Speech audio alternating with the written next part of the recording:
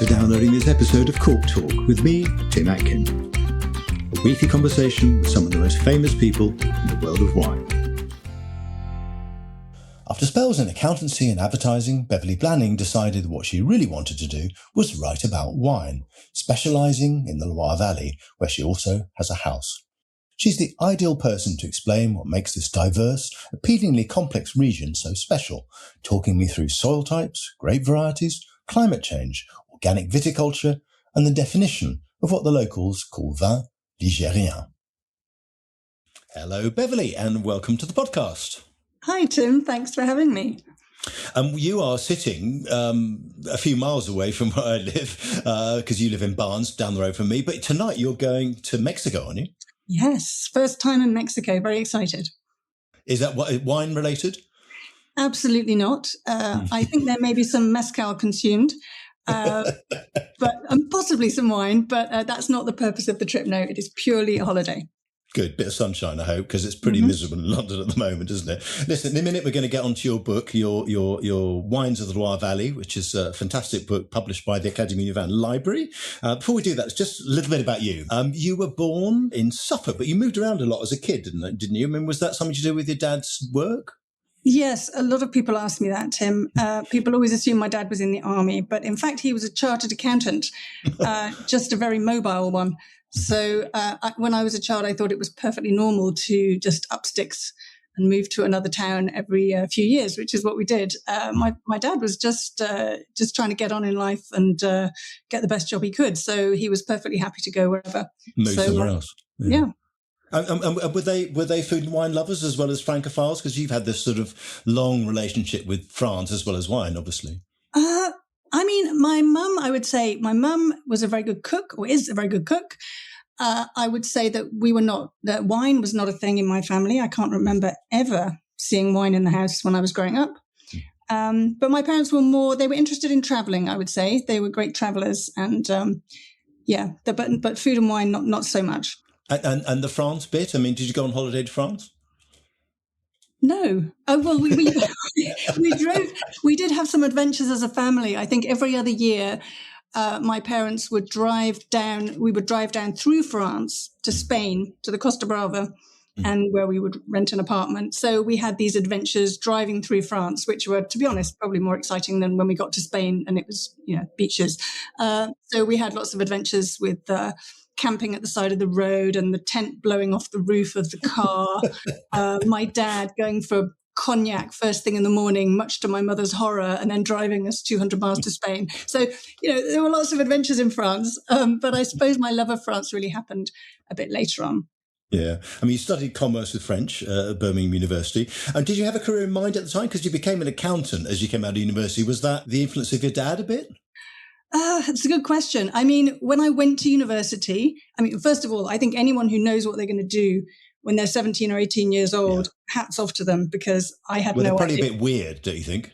Possibly, yes, but wonderful if you know what you're going to do at that age, because then you can just go for it. The situation I was in, I was living in a small working class town in the northwest of England, where 25% of the population was unemployed, including my father, as it happened at the time. So my concern was, what degree can I do that's going to give me the best chance of being employed? Because literally being employed was a concern at that point. And so that's probably why I ended up doing a business degree. Although my A-levels, I did A-levels in math, I had done maths and economics, as well as French. So it kind of made sense to go down that route. But no idea what was coming next. When you were at Price Waterhouse, weren't you, between 85 and 88? Yeah. And then you went into advertising. So that was a bit of a kind of sideways move, or an interesting move, really. Yes, although the company I was working for was actually called Media Audits. So what they did, it was advertising consultancy. So it was not entirely unrelated to what I was doing, because it was analysis of media spends, because obviously media spend for advertising is an enormous part of the cost. And so we would look at the media spend and how effective it was. And I kind of like analysis, and it was an analytical kind of job. Ah, okay, right. And then the wine bit started to happen then. I mean, you're not less at university, more once you were working in that job, in the advertising job. Yes, exactly. Well, I had a client my boss and I, we used to, it was the 80s, Tim. I don't know if you remember the 80s. God, it's so long ago, no. When the good old days when people used to go out and have boozy lunches, especially in advertising. And this was very commonplace. And obviously we had our clients and we would take them out for lunch. And we had one client in particular who worked for an oil company, BP. And he had a large advertising budget. So he had people taking him out for lunch every day of the week. And possibly as a result of that, he was quite an expert in wine. I mean, my boss and I, we knew nothing about wine at all. So we would just hand the wine list to Ivor. And he would always pick something that was really not very expensive. And it was always really delicious. And that was the first time I thought, wow, this is really interesting. And then one day he said, well, why don't you choose the wine for a change? And I'll see if I can guess what it is. And I just thought that was the most ridiculous thing I'd ever heard. I thought, well, of course you can't do that. And he did it. And I was just blown away by that. And I thought, that is the coolest trick. I want to know how to do that. And that was it? I think that was it, really. I just thought, how on earth does he do that? It was like a magic trick. But then you lived in New York for a while, didn't you? Then you went travelling, and then Paris. You moved to Paris, right? As a freelance travel guide. So that's the third career you've had, before you moved really into wine. But there was a wine link here as well, wasn't there? Oh, certainly, yes. I mean, we moved to Paris. Really, I think I had decided. When we moved to Paris, essentially, my now husband and I decided that whoever got a job first, that's where we would go. And we had sort of singled out Paris or Madrid. I don't know why Madrid, because neither of us really speaks very good Spanish at all. But anyway, luckily, it ended up being Paris. So he got a job in Paris, and I was looking for a job in advertising. But these were the days, showing my age here, before the internet. So international media, because I was working in the media bit of advertising, international media really wasn't a thing. So there were almost no jobs. And so I thought, well, I decided I'm going to learn more about wine. I'd taken a few wine courses.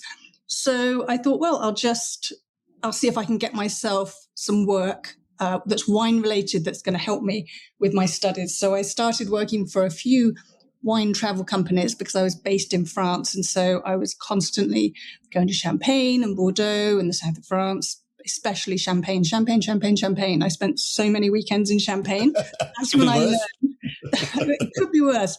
That's when I learned just how deep the British love of Champagne is, because I was really impressed as a young person, as a 20-something person, to see these hordes of people coming over week after week after week, and the coach would be absolutely groaning. There were some trips we had to get people to take the wine off because we literally couldn't move the bus. There was so much champagne on it. Yeah, that's brilliant. But it was fun. It was fun times, yes. And while you were in Paris, you started doing the Wine and Spirit Education Trust diploma. You passed that, didn't you? And then we did the MW together. You passed first attempt, 2001, as did I. And had you decided to make wine your career while you were in Paris, pretty much, had you? Yes, I suppose so, because I was just having fun, really. I just loved it. And I mean, you must have that feeling, Tim. It doesn't really feel like a job, does it, sometimes? No, it was so interesting, and it was endlessly interesting. And it's one of those things, like many things, I suppose, that the more you learn, the more you realize there is to learn, and the more you realize you don't know, and then the more you want to learn. And then the fact that it's a sensual experience as well, it is just fascinating. And you can actually enjoy so many aspects of wine. And I love traveling. And I love food and wine. So it was just a no-brainer, really. I thought, what can I do to pursue this further? So that, I couldn't really see any other options. I had long since lost any interest in advertising. Exactly, or accountancy, right? Or accountancy, indeed, yeah. I mean, you've got very involved. I know. I did for after we passed, but you're still involved, I think, in marking the exam and setting the exam. And I can't say more than that because I don't know which papers you're doing. But I just wonder if you would give advice you'd give to somebody, sitting down to start the MW today. I mean, why do so many people still fail? Do they approach it in the wrong way, do you think? Well, I think it's just a really difficult exam. A bit like if you talk about the practical, which is the part that most people fear, I would say, the most. It's just really difficult to identify wine blind, and there's also there are major psychological hurdles to overcome as well, particularly on the tasting exam, I think, because you need to be very humble. You need to know that you're going to be wrong. As we know, a lot of the time you're going to be wrong. And you have to accept that, and you have to know your weaknesses, and you have to accept them. But at the same time, you do need to be right enough of the time to get enough of the marks to pass. And when you're right, you need to be confident that you're right. So I think it's a very fine line to tread. You need to be confident when you write the exam. But all the time that you're preparing for it, you need to be really open to the fact that you could be way off track, and you need to be really honest with yourself about so if you have certain biases in your tasting, because it's very tempting, not just with tasting, but also in theory, because I'm head of the theory exam at the moment. So I'm kind of oversee all of the theory papers. It's very tempting to just focus on the things that you're good at, because that's quite reassuring, isn't it? So I think I would advise people to really try to focus on the things that they're not so good at, and to really try to learn from people who are good at the things that you're less good at. Yeah, I mean, I found the business of wine, because I'm a journalist, as are you, the easier bit. The bit I found really hard was the production of wine, was the science, because I'm not a scientist. I stopped doing science when I was 16, basically. And I found that hard. I mean, you're right. I remember endless trips to places like Felling to look at bottling lines and things like that. It's grim, isn't it? Yeah, definitely. Yeah. But I would always encourage people to do it. I have to say, nobody encouraged me to sit the Master of Wine exam, and they should have done, because I did perfectly fine. But you did very fine, as it were. I did fine, yes. But I think people discourage you because they don't want you to be disappointed. But I think if you go into it with your eyes wide open, it's a great experience. I think even if you fail, we have feedback from people who fail and say they still had a great experience. They have a great network of colleagues. They had amazing experiences. So I think it can be a positive. Yeah, stuff that, I think. But anyway, when did your relationship with the Loire Valley start? Let's go on to the Loire. I mean, did any of those trips down to the Costa Brava go to the Loire? The Loire was probably further west, wasn't it, basically? No. My parents were not into wine at all. I would say that started when I was living in Paris, and it was probably one of the closest places you could go for a weekend out of Paris. I mean, Tours is just an hour on the train from Paris. And so it's really easy to get to. It's really accessible. So you've got the vineyards of, Vouvray, and you've got all the beautiful chateaux around there. You've got Amboise and around a bit further west, you've got Saumur, obviously, and Chenonceau, and all those incredible places that are just like fairy tales. So that was where I suppose that was where it started. And that's where it started. And I mean, it's just gorgeous. I still love it today. I go all the time. Can you remember your first trip? It was from Paris, was it? It would have been from Paris. I don't remember the exact first trip, but it would have been in 1995, because I was living in Paris 95 to 97. So it would have been probably then. But I was a tourist. I wasn't really going for the wine. I would drink a bit of wine, but I wasn't visiting wineries at that point. What made you decide to write a book about the region? I mean, I suppose one of the reasons is that there aren't any good books written about it, really, are there? You've kind of hit the nail on the head. Yeah. That's exactly why. I had a bit of a period. I had a period where I thought, well, I could take on a big project at this point. What could I do? I looked around. I looked at the Loire, which is kind of like my home region by then. We have a house in the Loire. At the time, it was very cheap to buy a house in the Loire and very expensive to buy a tiny flat in London. We bought a house in the Loire instead. It was one of those decisions that at the time you think, why did we do that? But it turned out to be a very good decision. We were living in a very tiny place in London and had this beautiful house in the countryside that we could go to. So I thought, well, no one's written that book. It needs writing. The most recent substantive book on the Loire was 30 years ago. Which one was that? The Jacqueline Friedrich? There's Jacqueline Friedrich, and then there's Roger Voss, who wrote one for effectively what is the same series. It was the Faber series, which then became the Classic Wine Library. So I just I suggested it, and they said, yes, please. Go for it. And how long did it take you? I mean, it's an enormous amount of work. I mean, some of the profiles are fantastic, and you've obviously spent a lot of time with these people, and it reads as if you've been there several times to most of them. Oh, yes. Most of them I have. I mean, it was probably more than a dozen trips, but some of those trips were really quite long.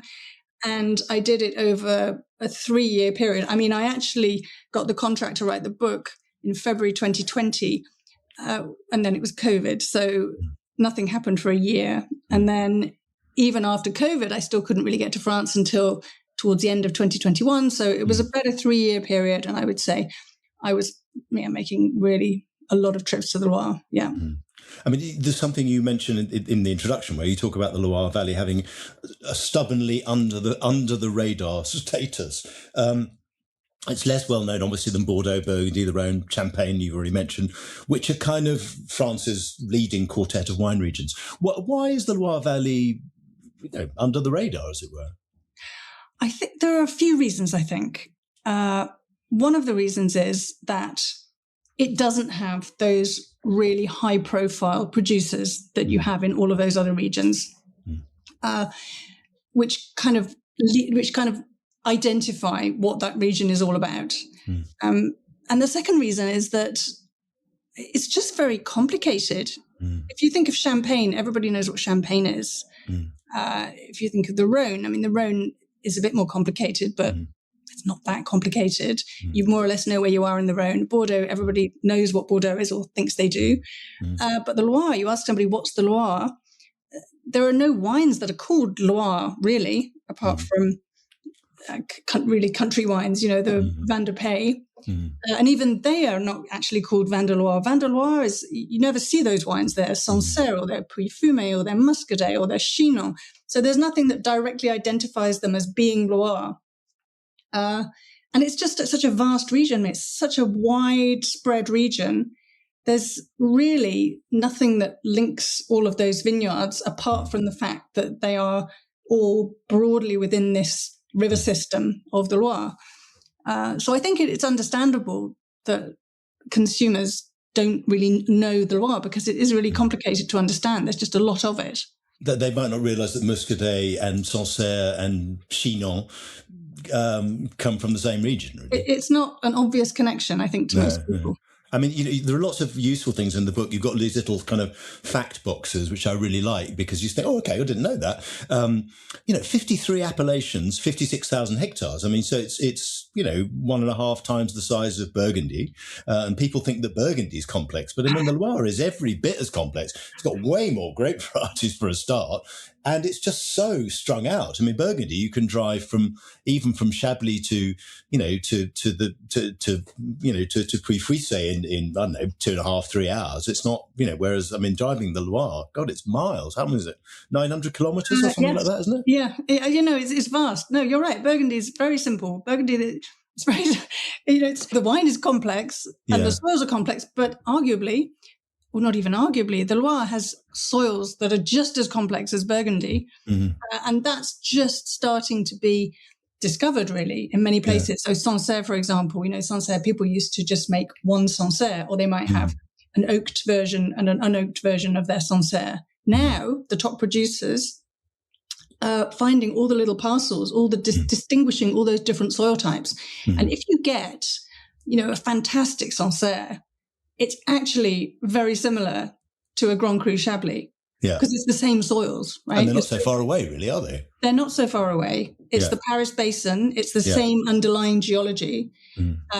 And for the top examples, really, the grape is almost irrelevant. What you're tasting is where it comes from, which is what's exciting today about the top producers in the Loire. Yeah, no, I think it was very interesting. I want to come back to Sauvignon Blanc later in the interview because I think Sauvignon Blanc gets a bit of a bad rap, doesn't it, sometimes? But let's talk a bit more in depth about the Loire because we've mentioned the 900 kilometres and 15 administrative départements, 5 different regions. And you talk about the 5 regions, which are the Nantais, which is the bit close to the Atlantic, Anjou and Poitou, then Touraine, then the Centre Loire, and then the Auvergne. The Auvergne is right down in the Massif Central. I spent a year of my life living in Clermont-Ferrand for my sins.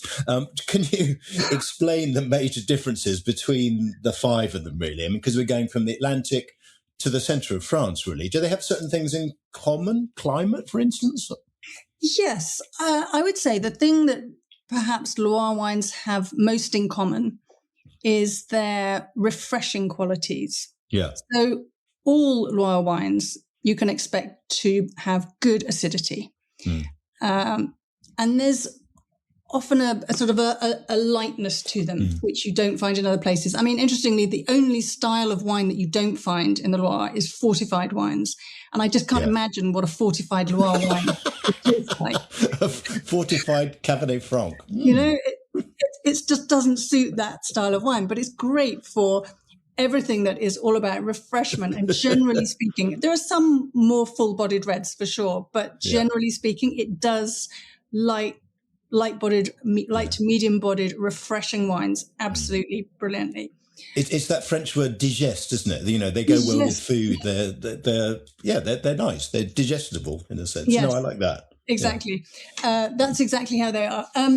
So if you were to sort of think about the differences, that also is dependent on the continentality, has something to do with this as well, because when you're in Muscadet, you're right over by the coast, the Nantais.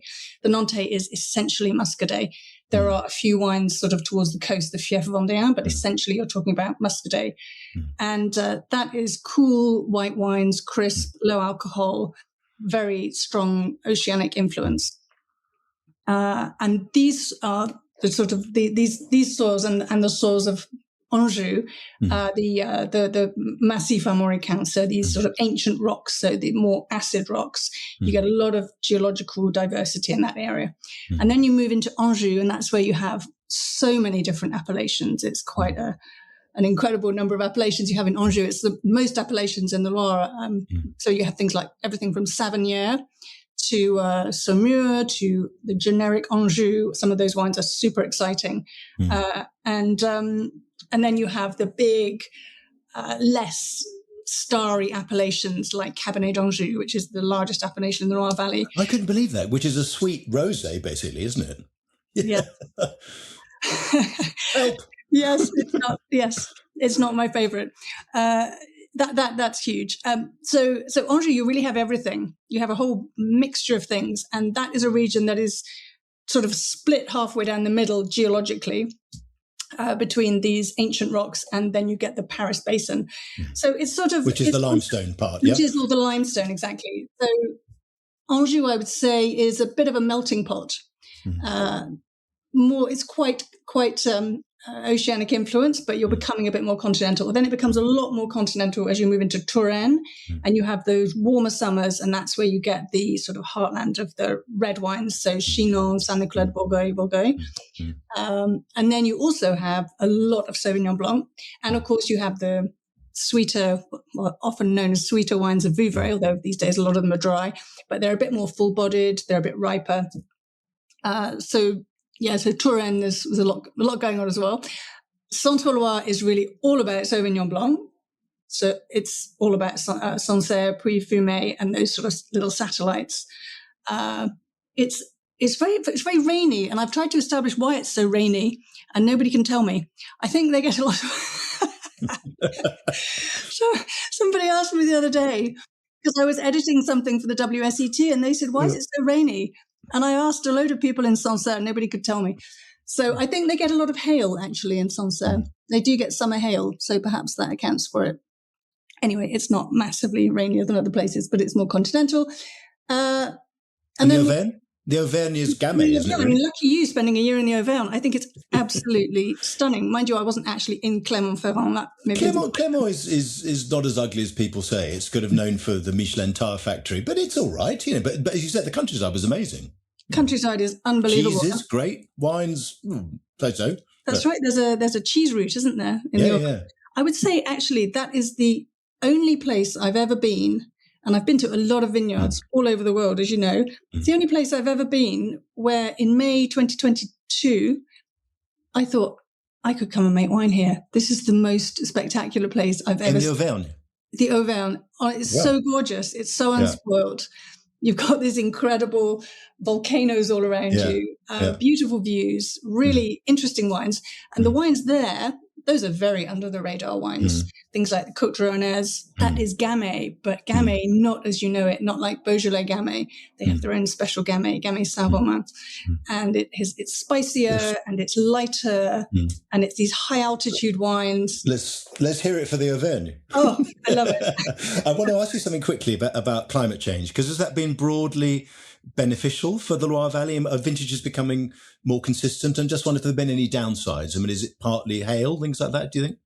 Frost is the big one. Frost is the big one, because you have, I mean, I don't know if you've seen much of the Instagram stuff the past few days with the snow in the Loire Valley, and everybody's just rejoicing. And apart from the fact that it's just so gorgeous, everybody's very happy to have cold temperatures at this time of year, because they're worried when in January and February you've got these temperatures which are not low enough. And so what happens is that the vine starts its vegetative cycle too early. And whereas they've always had spring frosts, before they had spring frosts and the vine was nowhere near budding. But now what you've got is you've got vines that are too advanced and you have frost, and that's really a big problem. And the other problem they have is just the general unpredictability of the vintages.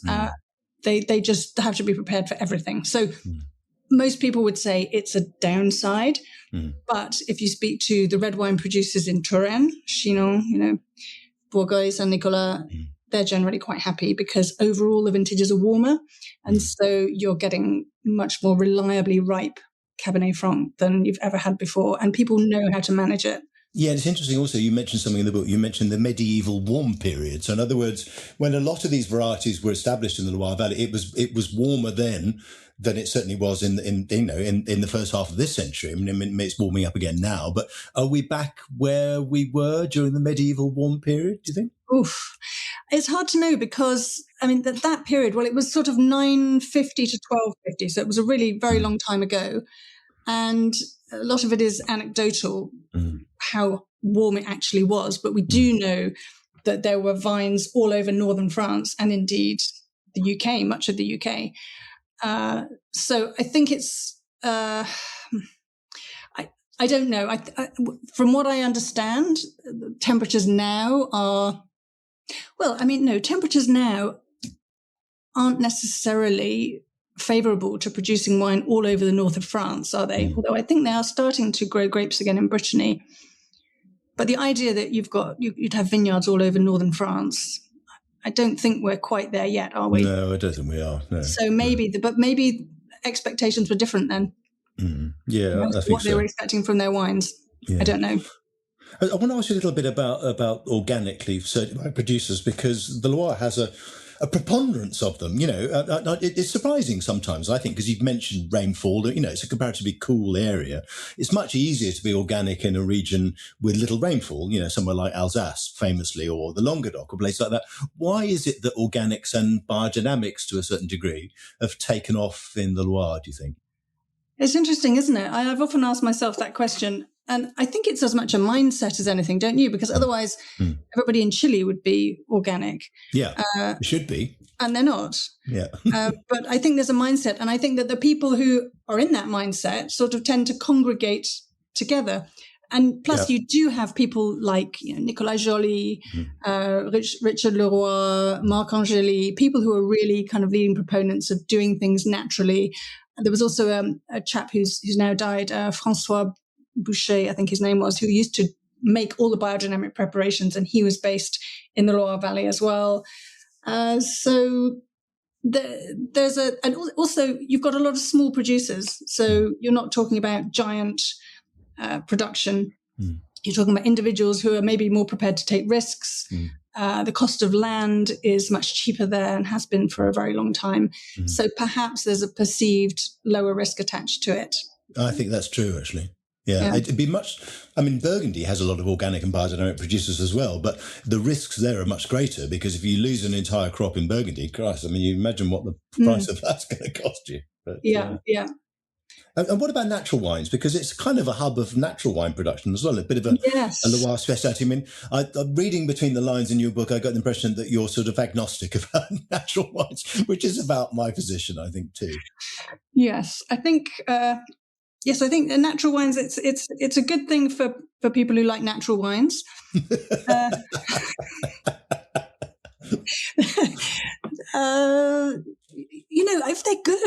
If they're good, they're lovely. Yeah. Absolutely lovely. And I have no problem at all. I mean, I've tasted some amazing wines. The Vincent Pinard in Sancerre, they make a wine where they gave me the same wine to taste with and without sulfur. Unknown, I didn't know it was the same wine. And the wine without sulfur was so much better. It was just alive. It had this incredible fruit. The other one was perfectly nice, but it had sort of tightened things up and closed things down in a way that was not very attractive.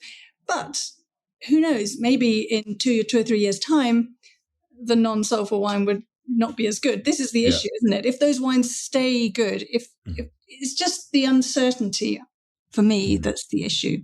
I think you're right. It's a bit of a roll of the dice sometimes. But good natural winemakers consistently seem to make very good wines. Whereas it's like non-natural, what do we call it? Conventional wines. You just get good and bad producers. Really. I want to ask you about this term that you use in the book, which is vin ligérien. Is that the freshness thing again that you talked about? I think it probably is. It's an expression that I had not come across actually before I started to write the book, but then you hear it a lot. Particularly winemakers use it with reference to vintages that are more typically Loire. So I don't know, say 2021, which was a very cool vintage, they would say that's le style ligérien. So it's lighter, it's definitely higher in acidity than probably wines from most other regions. Refreshing, like you say, digeste. That's the style ligérien, I would say. Interesting. Cabernet Franc, I mean, one of my favourite grape varieties in the world. I mean, I like Cabernet Franc more than I like Cabernet Sauvignon, much more. And it's a parent of Cabernet Sauvignon. It's the most planted grape in the Loire Valley. I mean, partly that's because of Cabernet D'Anjou, this rosé that we've had mixed feelings about. I always assumed that the leading grape variety would be something white. But what is it that makes Cab Franc so special? Well, first of all, I think you're right that it's a lot of the volume is down to Cabernet D'Anjou, about which I don't have mixed feelings, by the way. You have a very strong feeling. Shall I tell you a funny story? Years ago, I remember doing an article for The Observer about rosé, and I wrote something about rosé, and I said the one style that you really is disgusting and that we'd never touch is Cabernet D'Anjou. Anyway, someone from the advertising team had sold a Cabernet D'Anjou advert that was on the page, not having read the piece. So at least it showed that there was no influence of the advertising department on what Oh my goodness. So I don't think I'd be very welcome there. Anyway, Cabernet D'Anjou. Back to Cabernet. What makes it so good, Cabernet Franc? So Cabernet Franc, well, if you love Cabernet Franc, then you know how great it is. And I mean, when I tasted Bordeaux, I always prefer Bordeaux that has Cabernet Franc in it.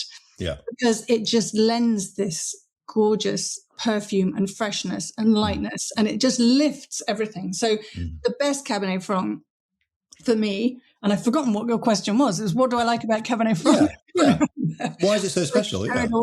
Why is it so special? I mean, the reason I think they originally grew it in the Loire is because it ripens there, whereas it's harder to ripen things from further south. But actually, because it's this lighter, fresher, more aromatic type of Cabernet, it actually suits the climate of the Loire perfectly. And it's taken a while, I think, for people to have worked that out.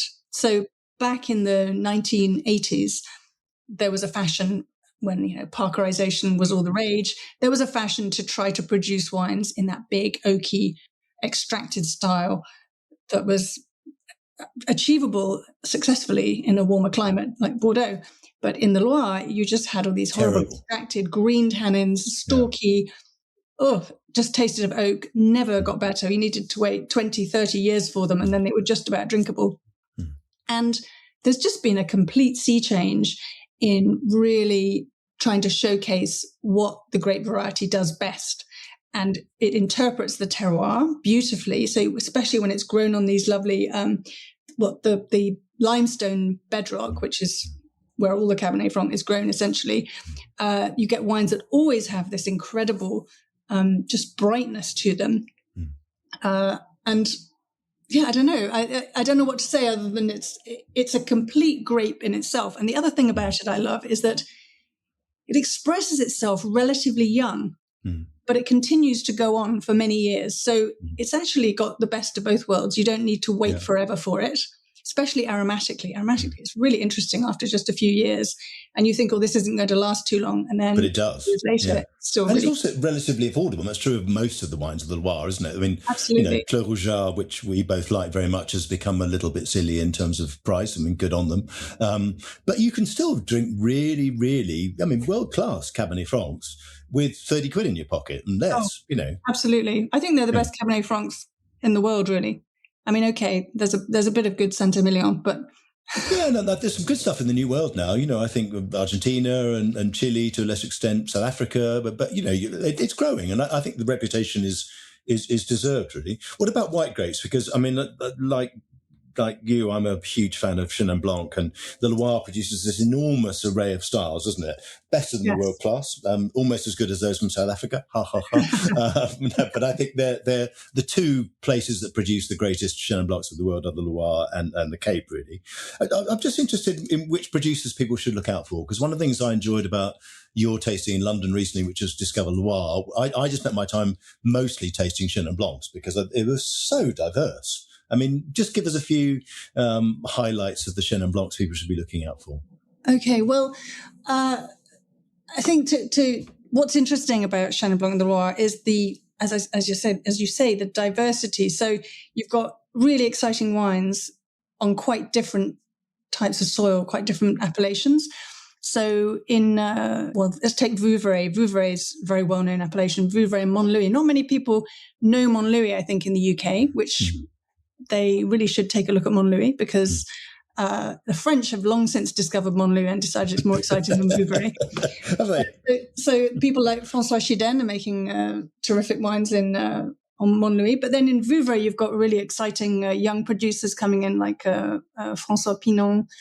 And you've got the old classics like Clonaudin, Huet. So that's just a very classic style of Vouvray. And then you've got Vouvray of Chenin Blanc.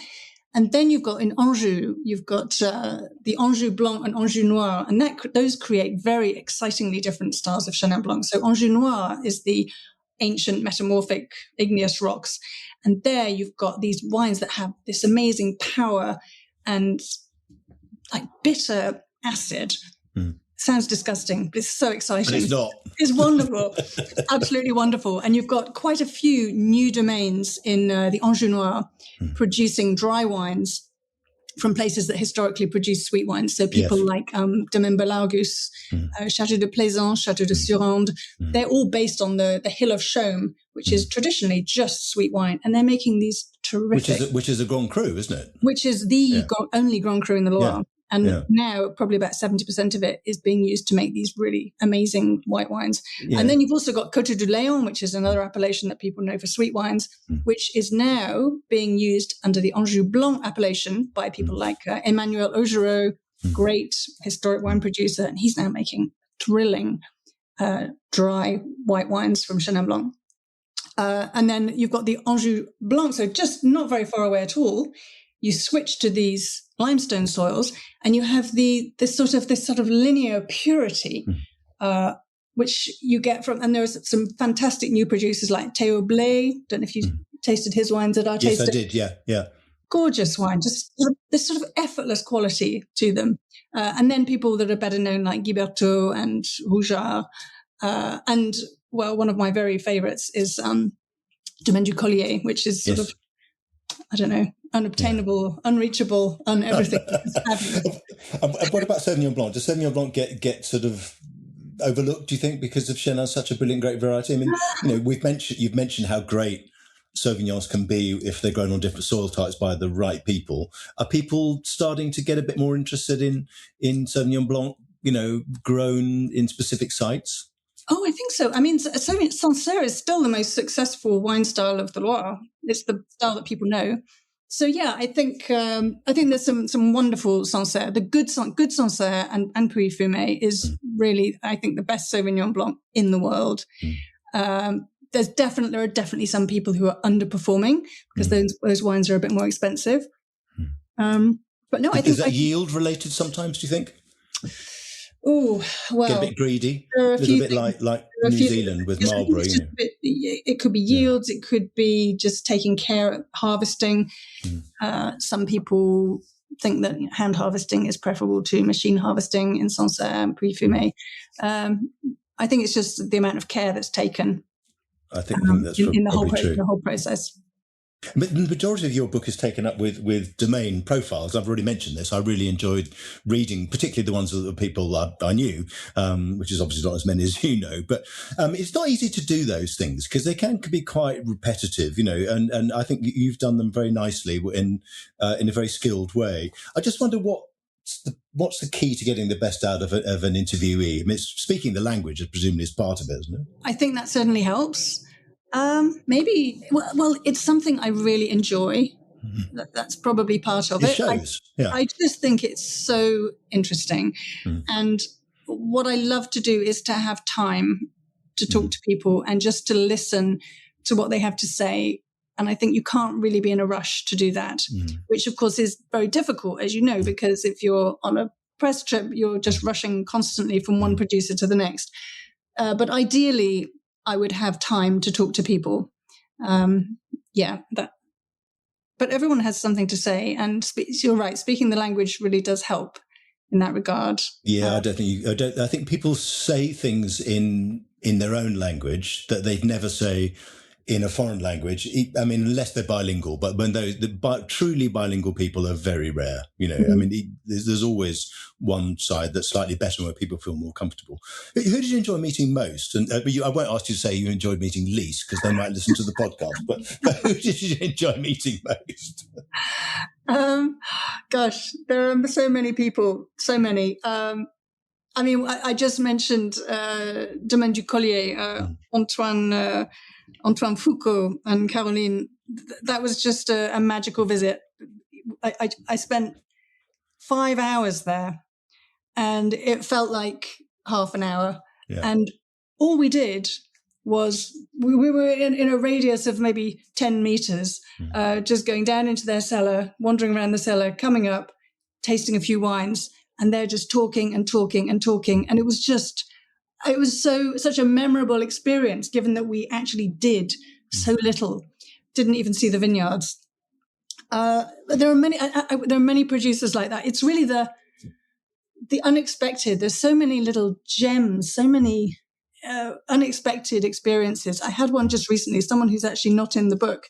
I was invited to a producer called Jean-Bernard Mété. I don't know if you've ever come across him, in Janières. I'd never come across him. I was invited to his domain where we tasted wines going back to the 18th century. Wow. 1794, 1811, 1830. What was that like? 1794. It was very nice. What was it made from? It's all Chenin Blanc, Janières, all Chenin Blanc.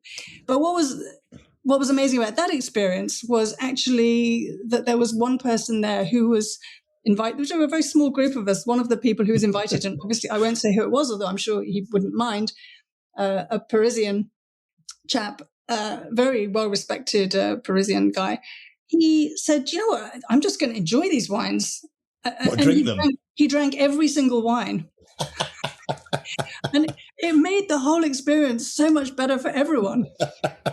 Because I was trying to be professional. I was spitting everything out, much to the horror of the people who were serving it to me. But but I felt like I was having a proper Rabelaisian experience. Yeah, I like that. Very good. But there are so many so many lovely experiences, and people are so generous and kind and happy to see you, and just genuine people. Yeah, too many. Yeah, no, I think that's very true. That some French regions and other regions in the world where people have become so used to receiving people, they're a bit tired of it, I think. And somewhere like the Loire, people, as you said, people are genuinely pleased to see you because there aren't, queues of people standing at the door in the way there would be in Hermitage or somewhere like that. But quick question is your 6 top producers. I mean, if you had to take 6 producers and say to somebody who's, never been to the Loire, wants to get into Loire wines, and you want to start right at the top, who would you say, half a dozen that you think unmissable? Unmissable. That's a very nasty question, Tim. Sorry. Okay, so the most famous producer in the Loire is undoubtedly Clos Rougeard when it comes to red wines. If you want to understand biodynamics, you should certainly go to Coulée de Serran and visit Nicolas Joly. That's a most beautiful place, very, very interesting. I mean, Savagnières in general is a really wonderful place to visit. That's the thing with, if you're a first-time visitor to the Loire, it's more about the places, I would say, than the individual. Okay, well, that's 2. You got 4 more. Okay, I got 2. Okay. You got 4 more. 4 more. Okay. Well, I mean, I'm a big fan of the Auvergne, as you know. Okay. And the Gamay, I think they're very underrated, the Gamay in the Auvergne. So one producer? Domaine Serol. Yeah. Domaine de Serol. Yeah. Domaine Serol. Stéphane Serol. He's absolutely terrific what he's doing. This is impossible. Then I've got Anjou. I mean, Anjou, as I said, Belargus and Château de Plaisance in Anjou are just fabulous. And a Muscadet? Can you give us a Muscadet? Muscadet. Oh yes. Well, you'd have to go and visit the Lieubeau family, who are the most wonderful family, very dynamic, very creative, coming up with loads of interesting things, and they have great cru Muscadets. Cru Muscadets are a must taste. I think we've got to 6. That's brilliant. I mean, I must say, reading your book, it made me want to go there and go and see these people because the profiles are so interesting that you think, I want to see what this person's like. Because there are lots of eccentrics in there, as there always are in wine regions. Anyway, final question is, how do you get away from wine? Now, looking at your CV, which you drafted for me very kindly, I must say you haven't done one for years. I'm intrigued to learn your hobbies include puzzles and ringing church bells. Tell us a bit more. Yes. Well, as I said, wine is a puzzle, and I just like things that are puzzles. So I just have a bit of a guilty habit of doing the puzzles in the paper. I like number puzzles, I like word puzzles, I like all manner of puzzles, really. And if I can get my family to play, jigsaw puzzles, all kinds of puzzles, and the church bells? Church bells, that's great fun. That's another thing where, like wine, once you've started, it's never ending. But the good thing about that one is that I'm a real youngster when it comes to bell ringing. Most of the people who ring bells are, well in their 80s. Yes, you're never too old. It's quite physical stuff, though, isn't it? It is quite physical, but it's very good for you, you see. That's how they keep fit. I get sent up the tower to climb around among the bells. It's good because I can feel young again going to bell ring. No, I love that. The youngest bell ringer in town. Anyway, look, it's been fascinating. It's been great talking to you. You've got to go and get on a flight to Mexico. I hope the sun is shining when you land. The book is Wines of the Loire Valley, available £35 from the Académie du Vin Wine Library on their website or from other good booksellers. Bev, it's been fascinating to talk to you. Thank you for sharing your amazing knowledge. And everybody, the book is brilliant. And it's one of those books that we really needed, that wine needed. And that's not true of all wine books, but this one is well worth buying. So I've really enjoyed reading it and chatting to you today. It's been great to see you again. See you soon. Thank you so much, Tim. And go to the Loire. Everybody should go. It's great. I will. Thanks a lot. Bye. Bye. Well, I learnt a lot there, not least that Cabernet d'Anjou is the Loire's most popular wine style. Who would have guessed it? Next week on Cork Talk, my guests are Matt Thompson and Sophie Parker-Thompson from Blank Canvas in New Zealand. Join me then. Thanks for listening to Cork Talk. If you want to read more reports, articles and tasting notes by me, go to my website, timatkin.com. You can also follow me on Twitter @TimAtkin and on Instagram @TimAtkinMW. See you next week.